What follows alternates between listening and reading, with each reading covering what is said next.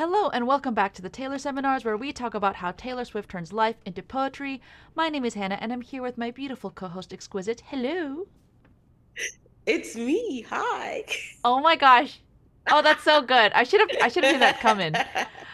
If you couldn't tell, Exquisite and I are here to talk about the track 3 of Midnight's Antihero. You're still so I'm proud of sorry. yourself. I've been like cracking myself. I've been planning that for a while. Yeah, You no. aced it. I literally am the problem though. The reason this is late, if you cannot hear, my voice sounds insane. But it sounded worse.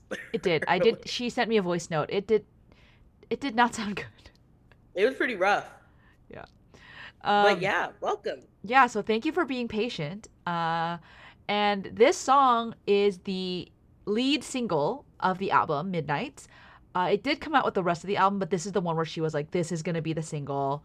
It was the music video that was released. It went, I think, number one for 8 weeks on the Billboard Hmm. Hot 100.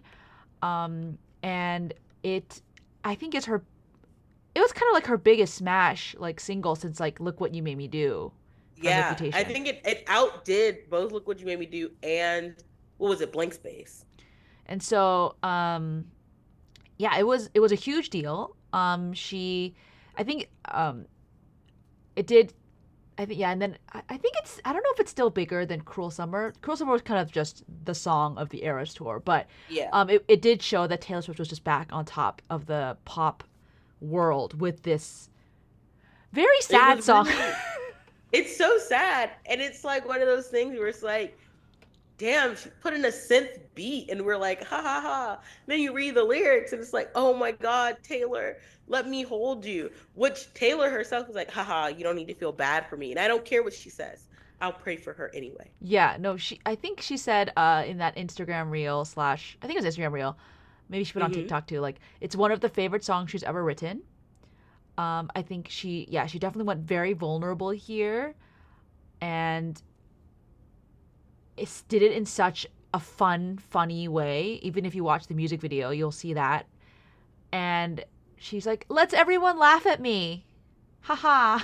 I'm in on the joke. This is one of those songs where remember we said on TPD there's a whole lot of self-respect and Midnight's is like there's a whole lot of self-loathing. Yeah, Oh boy, is there so much self-loathing. I feel like Antihero is where we like in Maroon we've got like the excavation, right? We mentioned this. Lavender Haze had set us up for like this is what I'm trying to protect. Maroon, she's like, let me look at my past. And then Antihero, she's like, oh, it's my fault. yeah, I'm the reason everything goes wrong. I hate this about myself.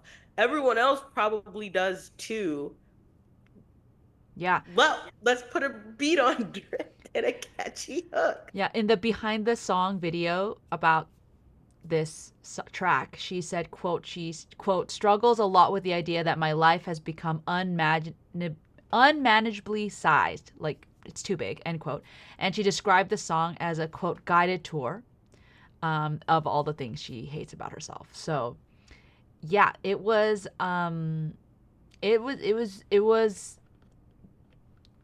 Well, yeah. Why don't we get into it? Um, Here we go. Jack Antonoff, Taylor Swift, writers, producers. Here we go. I have this thing where I get older, but just never wiser. Midnights become my afternoons. When my depression works the graveyard shift, all of the people I've ghosted stand there in the room. I should not be left to my own devices. They come up with prices and vices and no and prices and vices. I end up in crisis, tale as old as time. I wake up screaming from dreaming. One day I'll watch as you're leaving because you got tired of my scheming for the last time. Which, okay. So I feel like so much of this is kind of straightforward. Like this is one of the things that this is not a quill pen song. This is definitely a what? Why did Glitter? fountain pen? Fountain Thank pen. you. I was It's a gonna just I fountain was just gonna go pen. through all three of them. No, it's a fountain pen song. This is like straight diary entry. And she literally opens up with, I have this thing. So I have this thing would be like, as a stylistic choice, that is when you're like, oh, I have this thing about water. I don't like it in my face. I have this thing about X, Y, and Z where you're explaining something about yourself. So she's like, I have this thing where as I get older, I don't get any smarter. And she basically is like, yeah, I have an arrested development thing going on. Um, which I feel like it's very interesting for Taylor to say because she has mentioned, she's like, there's that saying where you get frozen at the moment you become famous. Right. And Taylor got famous at 16. And I do think because Antihero is like an amalgamation of her worst fears, that this is one of her worst fears is that she is stuck being this immature, petulant child in a grown woman's body. And she just says that in the opening line.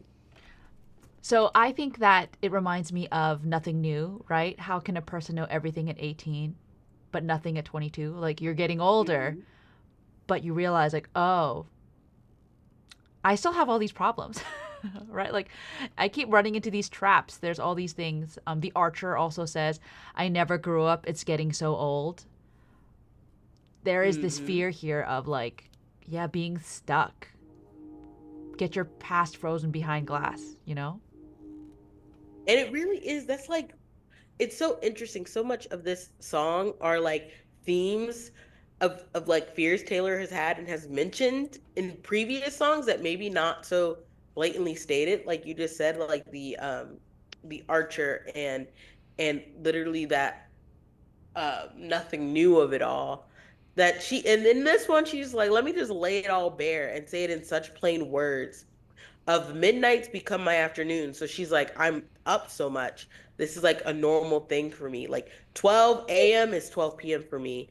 But I think this is the first song where she just openly admits that she has depression. Like that's one of the things she's been diagnosed with is depression. And part of that is that it keeps her up and it keeps her thinking of how many people she may have hurt and how many people she has bolted on. We get our some more of that the bolter that she claims again in TTPD. But this is our some of our like not the earliest hits because I could make a playlist of Taylor, i.e. the bolter. In fact, I will. Mental note, exquisite, make the playlist. Um, Yeah, no, I but mean, yeah, I just think it's interesting. the evocative language of this is just so good. This personified depression, like my depression is literally working, and what is it working? The Mm-hmm. graveyard shift. Those are the night shifts.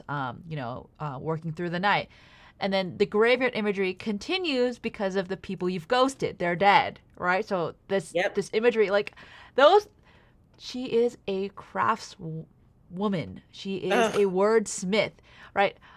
And all of the and so she just immediately shifts you in your mind. Like she has this thing where midnight's become my afternoon, you're in the darkness, and then you're like, oh wait, no, we're in the graveyard shift, late night in a hospital or an Mm-hmm. office building. Oh, but it's actually kind of like maybe it is actually a graveyard because there's ghosts everywhere. I know. And So and you think yeah. she's done with the wordsmithing. You're like, that was good, Taylor. That was great for the verse. And And then, then she keeps going. all right, tell me about Tay Tupac in this pre-chorus exquisite. K-pop. Tupac. Literally the ISIS sound, the ISIS devices, prices, vices, crisis, which is typically Hannah, you're typically the one that does the sounds that pop Yeah, out. these internal rhymes, baby. And then there's also the snaking of it all. The snaking of it Oh, all. And she and it will come back to the snaking of it all later. we will. But it's just so interesting where she says it all so quick. Where I should not be left to my own devices means like she should never be left alone with her thoughts because the price that she pays for that is like the different vices. So like drinking or like things that can be vices like gambling or like sex, anything they use to cope. Hmm. So when she's left alone, she starts doing negative things. And they cost And her. yeah, and she ends up in a crisis. What, like what? And all of that leads to her waking up screaming, literally from her nightmares of someone leaving her. Yeah. And she's watching them leave because they got so tired of her being a mastermind and of her like all of her little schemes that Taylor will bring up later on this very album of why she schemes. Like she schemes because she was a child who nobody wanted to be friends with. And so she always had to figure out what to give somebody to keep them with her or how to keep them hanging out with her. Um, and she's like, one day the person that I love or the people that I love are going to get so sick and tired of me doing this that they are going to up and leave and I'm going to be left alone. And that's one of her fears. Like one of Taylor's fears, um, at least Taylor as the writer, is the fear of being left alone. And that is what causes her to bolt because you got to leave before you get left. Like, I mean, to me, it's just sad because, like, for this person whose midnights became her afternoons, she finally falls asleep and then she wakes up screaming because of a nightmare, mm-hmm, which probably mm-hmm. causes more insomnia and more depression and more sadness. And yeah, what a debilitating cycle, like spiral of events. Why do you think she said "tale as old as time" in that middle of the pre-chorus? Literally because it's okay, so Tales of a Time is a fairy tale thing, almost, where it's like a tale as old as time is something that has happened over and over and over again. So as old as since time started, this is a story that exists. And so her ending up in crisis, she is constantly in a state of crisis. So Oh my sad. gosh. This poor girl. Yeah, and then even and that makes it so sad because then when she says, "Oh, I one day you're gonna leave," and this has happened over and over again, right? People leave me. Yeah, I'm just the kind of girl that gets left. That's so sad. Taylor, get behind me. my Shayla. No, you're not. My Shayla. All right, read the chorus. Okay, after I'm you're thinking done about my joke. laughing. I'm thinking about my joke. It's me. Hi, I'm the problem. It's me. At tea time, everybody agrees. I'll stare directly at the sun, but never in the mirror. It must be exhausting, always rooting for the anti-hero. When I heard that chorus, I was I like, know. I was like, wow, like what a sad chorus. I know, but also it was on a beat, so I was just vibing. And then when you're like dancing, and then you like pause, and you're like, "Wait a second, what did you just say?"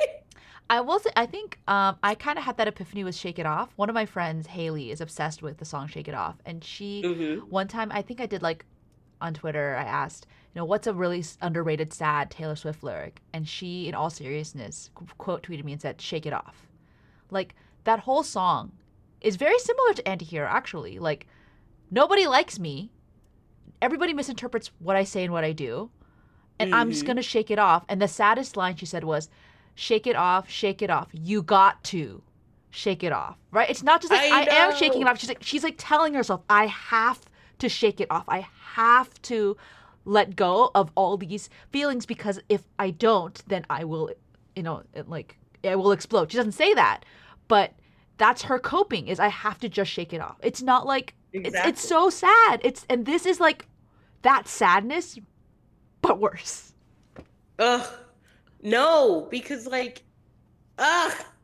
Because literally to say it is one of those things where it used to be a joke for years that it was like, when will Taylor Swift write a song about how she's the problem? Even though she had written songs like that. Like literally Back to December is just her being like, I'm sorry, I was a problem. Um, but she finally just wrote literally the hook of this is I'm the problem, it's me. And that is so sad to be like, to look at yourself and be like, oh, I'm the problem. And it's also kind of not healthy. Mm-mm. Like, it's healthy to be aware of your own shortcomings, but to become so self aware, it, yeah, it's a problem. And so literally, and I love the at tea time everybody agrees because it's like double. Like when people are having lunch, they're talking about me, but also at tea as in spilling tea, So but that good. time they're talking about me again. And they all agree that because they all agree that I'm the problem, I also agree. Like, yes, Yep. it's me. And then you could also read it as at tea time, everybody agrees I'll stare directly at the sun, but never in the mirror. And they also agree that it's exhausting to root for her. I do love that imagery of I'll stare directly at the sun, but never in the mirror. Because looking at the sun hurts so bad, but looking in the mirror would hurt worse. Oof. And like, Uh, well, okay, let's back. Well, before I yeah, you can back let's up. define antihero, right? Yes. A very very important type of character in many narrative stories. It's I'm going to read the dictionary definition. A central character in a story, movie, or drama who lacks conventional heroic attributes. Right? Like your typical hero is like self-sacrificing, right? Like a typical hero, tries to do for the good of everyone. Let's see, like what's a typical hero like in a story? Like King Arthur, hero. Superman. Superman, hero. Whereas Batman, in some iterations, is kind of an anti-hero. Question more, the more violent Batman, the one who will not. Some of the Batman stories, Yeah, yeah. some of the Batmans. Uh Who's a more typical yeah. anti-hero then? Deadpool. If we want Deadpool. to go there. Okay, yeah. Deadpool is an anti-hero. Um and timely because Taylor literally wore the Deadpool costume and Ryan Reynolds is Deadpool. Oh Um, yeah. but yeah, so that's the type of anti-hero that it's like they are a quote unquote bad person, but they'll do the right thing for selfish reasons. Um, Sometimes they'll kind of yeah. do. Yeah. So okay. So I just googled. So you could say Han Solo in Star Wars was an anti-hero, especially in the beginning. I think later he kind of becomes a hero. Um, Hmm. let's see. Some of these I do not think are anti-heroes in this Yeah, some of realm. them are wrong. I don't agree with them. But typically, you could just go with like an anti-hero is someone who is out for their own gain. And so sometimes that gets them on the good guy side, and sometimes So would you say like they're on the bad side. Gatsby from The Great Gatsby is an anti-hero? Um, yeah, because everything he's doing is for Daisy. Um, so for his own gain, yeah. Yeah.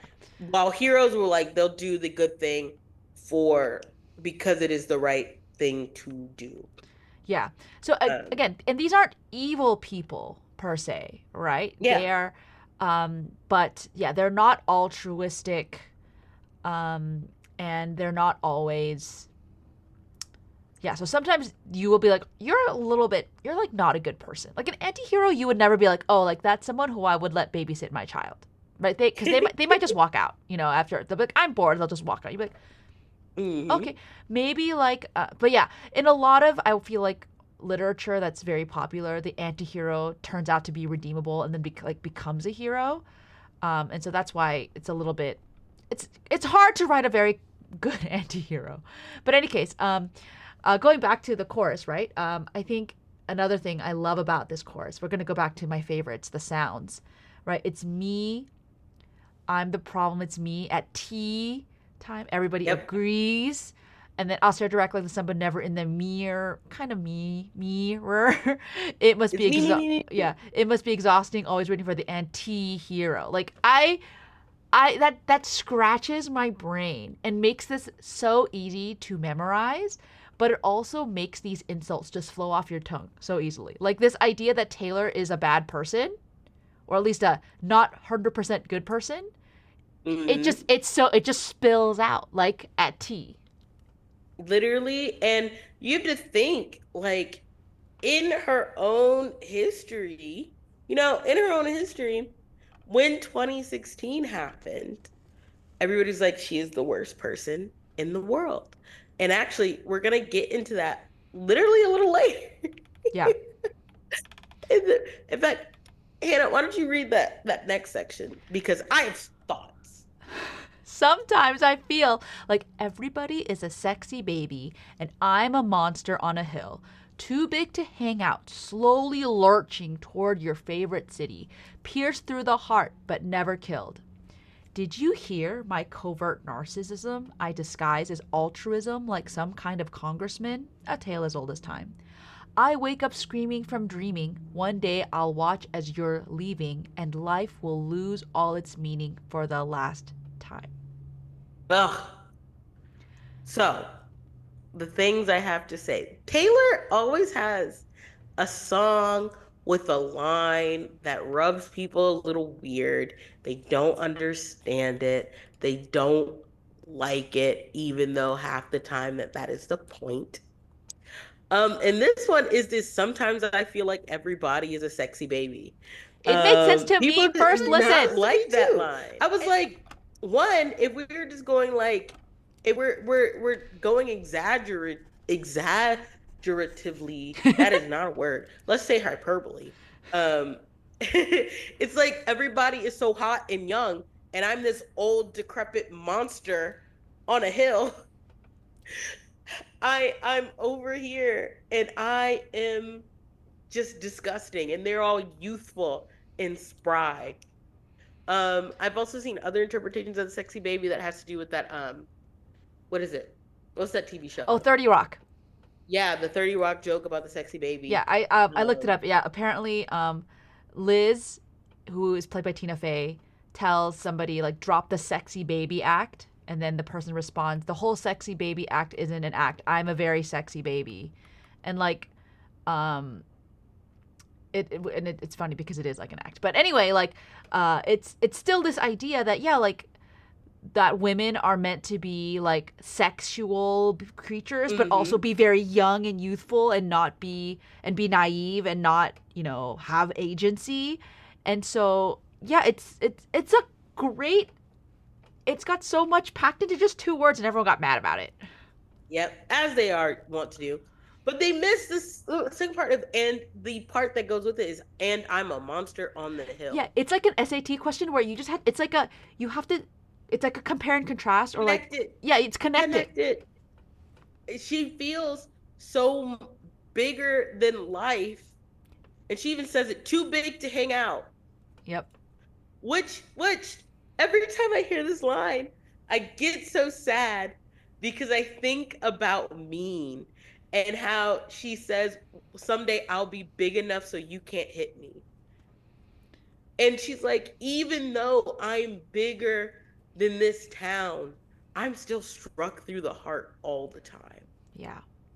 Yeah, I think this is one of my favorite lines in the song. Like, too big to hang out, slowly lurching toward your favorite city is a crazy line, right? Yep. Like a zombie, like a an ogre or a giant troll that she is just too big for this world, and it's like an apocalyptic event that she is coming. Like, have you read the children's book Abi Yo-Yo? The what? It's called Abi Yo-Yo. It was like a, I don't know. I remember reading as a kid. I haven't read it. It's got it, but it's basically about yeah, like a giant who literally like comes and looms over. Maybe it was a very millennial book, and maybe Taylor has read it and will remember. And when she listens to this podcast, she'll be like, "Oh my gosh, Hannah, I read Abi Yo-Yo." Um, I think she does. She's like one of our number one listeners. But I think the book that I think of is it's Beowulf. Um, and I at least I think it's Beowulf. It's one of the classic books. It is Beowulf that I'm thinking of the giant monster who just wants to connect to people, but they're like, "You're a monster, die." And It's literally written. It's like you cannot hang out with us. You're moving so slow, and you're gonna crush our city. So we're gonna take you out. But the thing is, they shoot for the crown and they miss, or they pierce her right through the heart. But she cannot die. She cannot die. Yeah. Yeah. I'm I don't know if I've Never read a different killed. version of Beowulf where like the monster just comes in and tries to eat people. Is that not the same book? Is that a different Are we talking about two different things? It is the same book. She's not trying to eat people though. Yeah. Well, I feel yes. like, or No, I just mean like, like yes, she is eating people, but she doesn't want to eat people, but she will. Good for her. I Wait, are you sure this is Beowulf? I thought Beowulf was like listen. It's like it's one of the ancient stories. Hold on. It's like one of the first stories published in like the English that we would recognize. oh. But oh my God, it's Beowulf and the monster is the Grendel. But then there's a book called Grendel that is specifically about from the Grendel's point of view. Oh. Okay. So you're Yes, talking no okay. Beowulf. So okay. Oh no, wait. I'm talking I about think Grendel. I've read the book actually. I think that's why I kind of understood where you're coming from. Okay, so Beowulf in the original story, Beowulf, this dude, he's like a Viking or something, like that kind of dude. He kills Grendel and I think his mother eventually, which is really sad. But there's a retelling of Grendel who just wants to be friends, but then all the humans try to attack him Yeah, and and they he make fights him back. like this huge monstrous thing, and he's like, "I'm not trying to be a monster, but I'll be a monster." Maybe Taylor read So, that too. I don't Uh, know. She probably yeah, it did. was Grendel, a novel by author John Gardner. Oh, all right. Look at Yeah, us. Look at us look at us teaching working English. that, working out that Anglo-Saxon. That's right. Yeah, it's like the first Anglo-Saxon like book or like story, Yeah, epic. Anyway, epic poem, something like that. um, anyways, but Taylor is pierced through the heart, but never killed, right? Like she's been down and out many times, but no one can seem to kill her. Yep, they can't kill her. And literally, okay, this is also why I brought up Grendel because the Grendel is an anti-hero in the book Grendel. And it's all about struggling with good and evil. Actually, you guys should read Grendel, but anyway, yeah. They can't kill her. Oh my gosh, yeah, I just looked at the Wikipedia. In the novel, Grendel is portrayed as an anti-hero. All right, let's all go That's all read we it. needed to make the connection. Everybody go read. Anyway, and then Tay-Pop comes back in after the Never Killed to go, I love the did you hear my covert narcissism? I disguise as altruism, like some kind of congressman. All the They're S's back. here. They're back. And it's also like, first of all, let's explain some words. Covert meaning hidden, narcissism meaning all about me, right? So she's like, "Did you hear my hidden thing where I'm really just talking all about myself, but I disguise it as me talking about you or wanting to help somebody." So to be altruistic is to help other people. Hmm. So she's like, did you hear that my all my goodness is actually just an act so that it's still more about me, just like a congressman." Yeah, and yeah, like a congressman that shows up to like do this quote unquote like relief work, but they're just there for the photo op, right? Yeah. Um, and Yep. and I love the way she starts this section. Like, did you hear? Right? Like that's such like a tea time saying, right? Like, Literally. right, come one, come all. It's happening again, right? Like this. Um, didn't you know? Yeah, it is. It is so. Oh, it's so good. Again, Uh, A Tale as Old as Time. Like it's a story that yes, politicians often are disguising their altruism or disguising their narcissism in altruism, but also Taylor has done this since the beginning. She's never been a good person. She's always she's been. never been good and nice. It's always been some secret way to get ahead, uh, according to this midnight version of Taylor who hates herself. And she finally does fall asleep again Oh and my wakes up God. screaming yet again. And but this time, life will lose all its meaning for the last time. This is one of the saddest lines in this to me. the I'll watch as you're leaving and life will lose all its meaning again. So for the last time though, is like, oh, life has lost all its meaning for her before. And she got back up. But her nightmare is that she'll get left behind and she might just not get up. No, I thought, yeah, Word to down bad. yeah, yeah, that it's over. Like, even I think to the point of her not wanting to live, right? Like, Mm-hmm. which is, I guess, the secret way of I might not get up. It's, but like, Yep. the Yep. text, the subtext, like, The subtext of all of this is the passive suicidal ideation that's happening. yeah, yeah, it's the, Um, which is, yeah. again, a crazy thing to say in a pop song, in a lead single of, like, That goes number one for 20 million weeks. and then And she, she's like, LOL, I want to kill myself. Ha ha ha. LOL, it's me. Hi. Don't feel bad about me. It's my fault anyway. Because I'm the worst person in the world. Like, oh my God. And also, literally, all of these words, and the fact that it's these words that kind of run together, because covert narcissism, I disguise as altruism, all run together like it is. She woke up in the middle of the night and just started rambling and refused to edit her Mm, sentence. yeah, She's like, this is it. This is it. This is yeah, exactly it. yeah. All right, it's time for the bridge. Oh, that makes me so sad.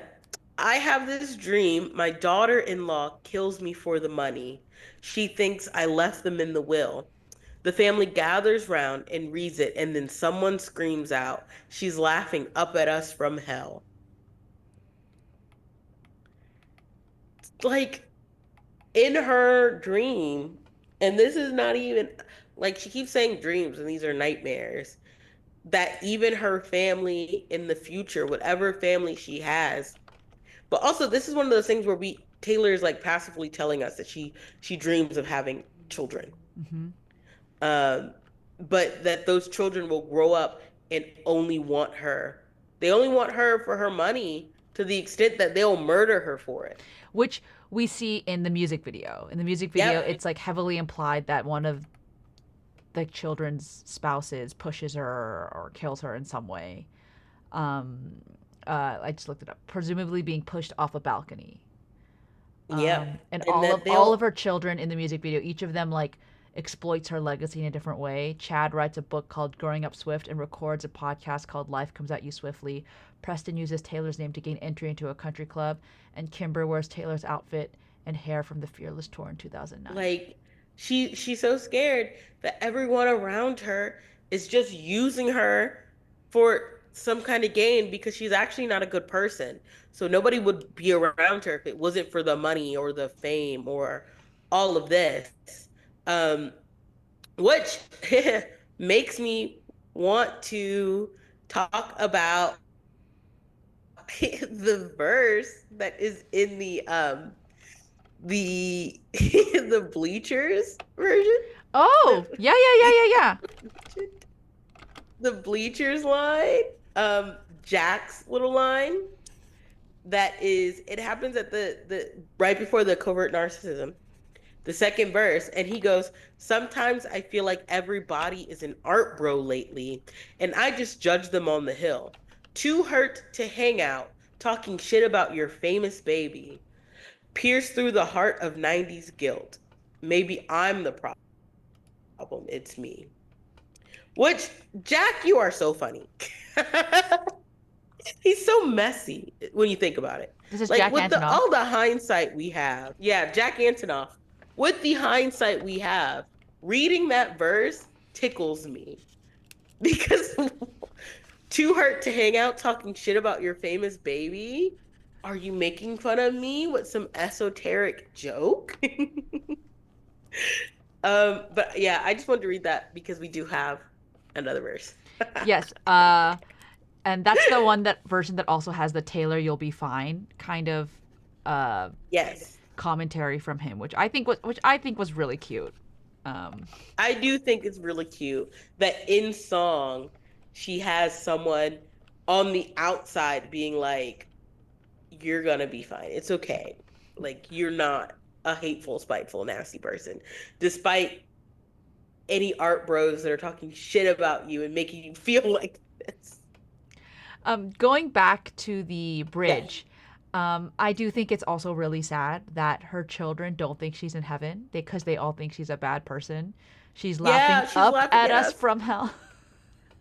She's laughing up at us from hell. Like, they're like, she sucks. She's evil. Yeah, And she didn't leave us any money. She left it all to the cats. that's crazy.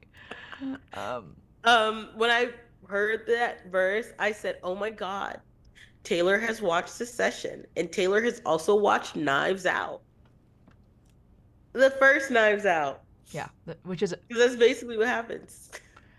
um, and going back to all of your S's that we had in a lot of these pre-choruses, it comes back in the breakdown. So in the breakdown, she does the "It's me, hi, I'm the problem, it's me," and she kind of goes through these like different ways of saying that, and then it ends with "Everybody agrees, everybody agrees," When she and does it on stage, ugh, Eras Tour, come back.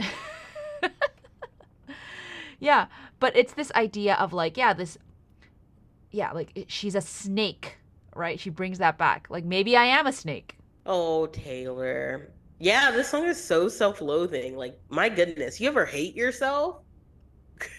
Yeah, imagine going against Taylor in a "Do you hate yourself" contest, in a self-loathing contest.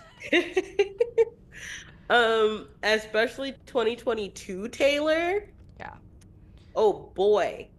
2022 to about mid 2023. Imagine I show up to the self-loathing contest and there she is. Oh, brother. I've And lost. like this idea that she feels like it's exhausting for people to root for her, right? Like I am not worth this effort. It's too much. It's too heavy. It's too now annoying. It's exasperating to feel like you are not good enough is so sad. Mhm. Like, it's so much. And again, she put all of this on a synth beat and it went number one of like Taylor hating her life and the fact that this is the life she chose. And it's very interesting to go from Antihero and then to get into some of the songs on Midnight, to go from Antihero into like I Can Do It With a Broken Heart and the Albatross and all those good things. And that's where you get that like that tension between the self-loathing of Midnights and the self-respect of TTBD that is so interesting. And it makes me very like gimme, gimme, gimme to TS12 of like how feeling herself is she going to be now? Where it's time for her man of the garden, where Kendrick Lamar. I love that song. Yeah, I deserve it all. Like exactly, Taylor. Yeah, no, it's been it's interesting to see it done like this and so plainly. Like she states everything so clearly. She's like, "Hello, I have depression and I think I'm terrible and I think all my future kids are going to want to kill me." Um, yeah, and that is my nightmare. And then she's like, "Hi, hi." It just must be so exhausting always rooting for me because I can't even look at myself. So I don't know how you guys are rooting for me and looking at me. And I don't know. It was just, and then seeing this performed on tour, and she has a giant Taylor in the background destroying cities. And but then it's like she had so much fun performing it, and we all like the entire crowd waving hi back in the exact same way was so cute and so fun. And it was just interesting seeing the song transformed of like you get the it must be so exhausting always rooting for the anti-hero to a crowd of thousands of people who are like Taylor, you'll be fine. Yeah. And people who are saying it is not exhausting to root for you. Like we have been here Exactly. for 3 hours and we're coming. We're let's keep going. We're mad you're leaving us. Yeah, Like, no, we don't want it to be in the show. So yeah, it is like, yeah. And I think I don't know. I don't have much more to say other than it's an interesting snapshot of her mindset of where she allows herself to go when she won't pull herself out of the trenches. Yeah. And she is so deep in it. This is where she gets this passively suicidal, everyone hates me just like I hate me, and it's my own fault. Um, and I can imagine if you are can get that low, and then if you are like if you're trying to figure out how to like save the things you care about, and maybe the things you care about are also that low, it'd be really hard. I think it'd be really hard and complicated and confusing and scary. Um, so I don't know. It takes a really brave and audacious and shameless person to write a song like Antihero. And it should have won Song of the Year. Yeah. It was, as you can tell from our analysis of this song is just, I think I just like skimmed through some like reviews of this before this, and like one of them said was like self-flagellation. Like she literally like shows us how much she is literally whipping herself. That's what Ugh. self-flagellation is. Like, Mm-hmm. and it's again, like you said, under a synth beat that makes us laugh. And I remember people doing TikToks about it. Like, it's me, hi, like the stars of you doing it, right? And Mm-hmm. stuff like that. I think it's definitely one where if you just even slightly lift and look underneath the floorboards, like you are like, oh, she is not, ooh, and I think that's also why it kind of struck a chord because, yeah, who hasn't felt in their lives a little bit like, oh man, everything is falling apart, it's my fault. Um, so yeah, what an audacious song, and one that I do think was very critically acclaimed. It Like was. overall, like it, so many publications and reviewers, really praised its vulnerability, but it's also Yep. it's so catchy. It's me high, like that's so Taylor, right? Like, And it was so critically acclaimed. I remember when the Grammys was coming around and she was up for Song of the Year for All Too Well, a lot of the Grammy voter like blind ballots that were released were like, well, we didn't give All Too Well Song of the Year because she released Antihero, and that deserves Song of the Year even more. maybe they both deserve Song of the Year, Grammy voters. Exactly. But whatever, it's fine. I'm not upset about it or anything because she got Album of the Year. Which was crazy. Um, but yeah, I do think So that deserved. I do think that there is such power in her being vulnerable about it, and I do think that her realizing that maybe I'm not the whole problem, is something that she explores Mm-hmm. as we saw in TTPT. Yeah, it's just so, yeah. I love you, Midnights. Yes, 100%. I love you. Midnights is real. Um, yeah. Any other thoughts? Um, I can't think of the emoji I would put doesn't exist. There's a motorcycle going behind me. I can't hear it. You're Okay. good. Okay. The emoji I would put doesn't exist. It would be like a belt, For the like a self-flagellation. self-whipping. Oh Yeah. my god, It would be like a belt. you're so funny. Um,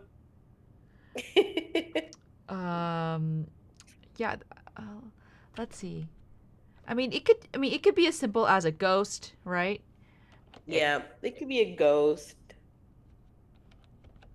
the ghost was cute. It was in the music video, which, oh, we didn't talk much about the music video, but I thought it was. I mean, it was very similar to the song, right? She literally has ghosts following her around.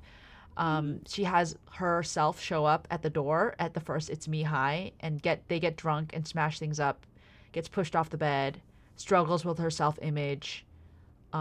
Later in the bed, like she's literally a giant person in a room with people eating. Yep. She get Vote for me for everything. Yeah, and eventually ends up on the roof with all versions of herself. And I think it is crazy that she had to bisect, or I guess trisect herself in so many ways. When I think now, I don't think Taylor would kind of separate all those parts of herself in the same way. I think she's found Hmm.